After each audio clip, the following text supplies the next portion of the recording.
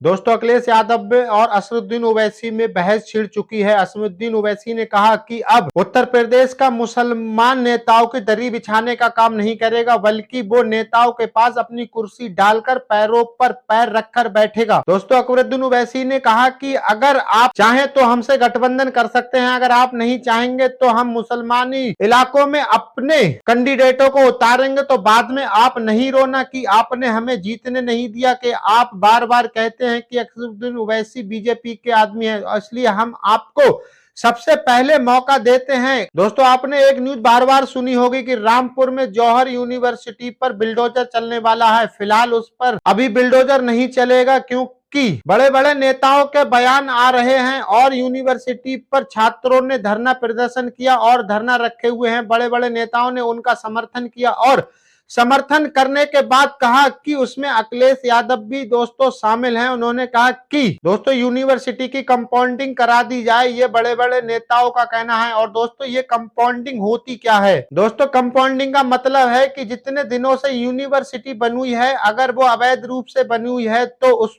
पे जुर्माना लगा दिया जाए, तो जुर्माने के हिसाब से दोस्तों यूनिवर्सिटी को 100 करोड़ रुपए देने होंगे। दोस्तों रामपुर के डीएम साहब ने यूनिवर्सिटी को 15 दिनों का टाइम दिया था कि 15 दिनों में आप 40 में से 38 भवन अपने आप खसा दे, वरना आप नहीं खसाएंगे तो हमें 15वें दिन बिल्डोजर चलाना होगा। लेकिन यूनिवर्सिटी की टीम मुरादाबाद के कमिश्नर कार्यालय में गई और वहां से उसको राहत मिल गई। कमिश्नर कार्यालय ने कहा कि जब तक अगली सुनवाई नहीं हो जाती तब तक कोई भी बिल्डोजर की बात नहीं करेगा। अभी दोस्तों अभी पूरे तरीके से बिल्डोजर को स्थगित कर दिया गया है। दोस्तों अगली सुनवाई तक ना कोई वहां बिल्डोजर चलाने की कार्रवाई होगी और ना ही किसी तरीके से कोई हब्बा उड़ाने की कोशिश करे। दोस्तों रामपुर यूनिवर्सिटी के अधिकारियों ने कहा कि अगर मुरादाबाद के कमिश्नर नहीं सुनते तो हम सुप्रीम कोर्ट का दरवाजा खटखटाते, वहां पर हमारी सुनवाई होती, लेकिन हम किसी भी तरीके से जौहर यूनिवर्सिटी को खसने नहीं देंगे। दोस्तों अकबरुद्दीन ओवैसी ने एक और बड़ा बयान दिया कि अगर अखिलेश यादव चाहते तो जौहर यूनिवर्सिटी को बचा सकते थे, क्योंकि सत्ता में उनकी सरकार थी और वो चाहते तो इलीगल को लीगल करा सकते थे। लेकिन अखिलेश यादव ने ऐसा कुछ नहीं किया। अखिलेश यादव ने अपने नेताओं को नहीं बचा पाए तो जौहर यूनिवर्सिटी को क्या बचा पाएंगे। दोस्तों और उन्होंने अतीक अहमद का भी हवाला दिया और कहा कि अखिलेश यादव के मौजूदा मंत्री रहे हुए